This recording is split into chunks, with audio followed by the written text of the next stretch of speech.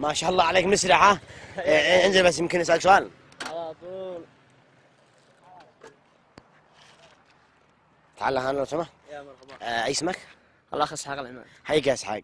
طبعا شفنا الذي حرق القرآن الكريم يوم العيد، عراقي في السويد. ايش رايك في الموضوع هذا؟ والله هذا الموضوع اثر في قلوبنا، ويعني العيد ما وقعش عيد تمام، بس ايش واحد يقول له هذا الشخص ما بالله حسبنا امرنا الى الله. يا سي محمد دقيقه بس، يا سي محمد لو سمحت، سي محمد طفي الكاميرا، طفي الكاميرا سي محمد، طفي الكاميرا.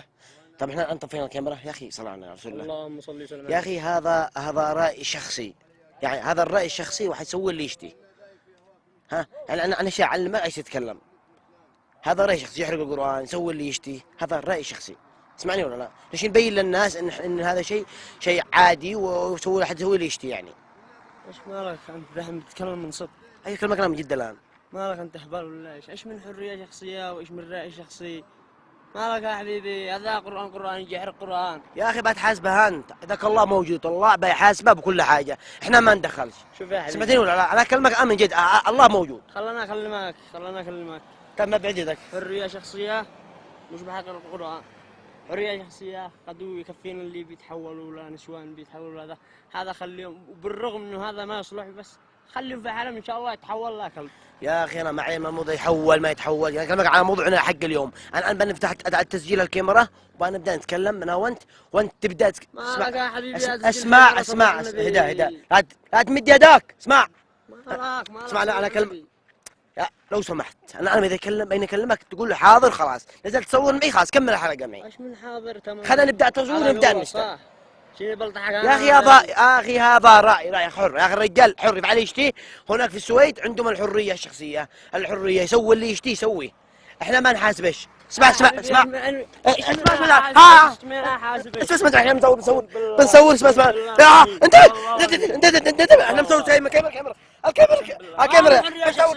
تصوير اسمع تصوير يا محمد ما احنا بنصور. تعال ما صل على رسول الله. تعال طبعا صلي على رسول الله. ما صلي على انا بالك تني يعني مالك. طب صلي على رسول الله. طبعا احنا كنا بنصور، ما وقفنا الكاميرا ولا شيء، والمعذره منك، وانا اشكرك على تفاعلك هذا القوي، بس والله قد قلبي يا سيد محمد بيرجف امانه والله العظيم. طيب صلي على رسول الله. كلام جدي يعني الان، ايش رايك بالموضوع هذا؟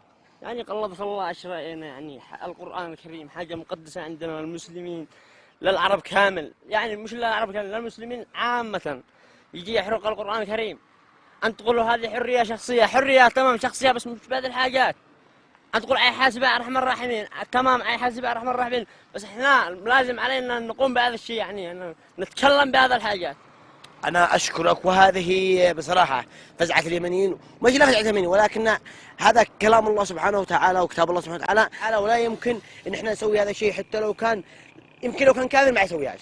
أكيد صلى على النبي، يعني يجي يحرق القرآن وهذا الشيء. يلا أنا أشكرك، وكان فزعتك قوية جدا، والله يسامحك، بس الله يسامحك. الله يسامحك أنت. والله حبيب قلبي أنا بدي لك. الله يفتح عليك حبيبي. السلام عليكم. وعليكم السلام ورحمة الله وبركاته. اسمك يا أخي؟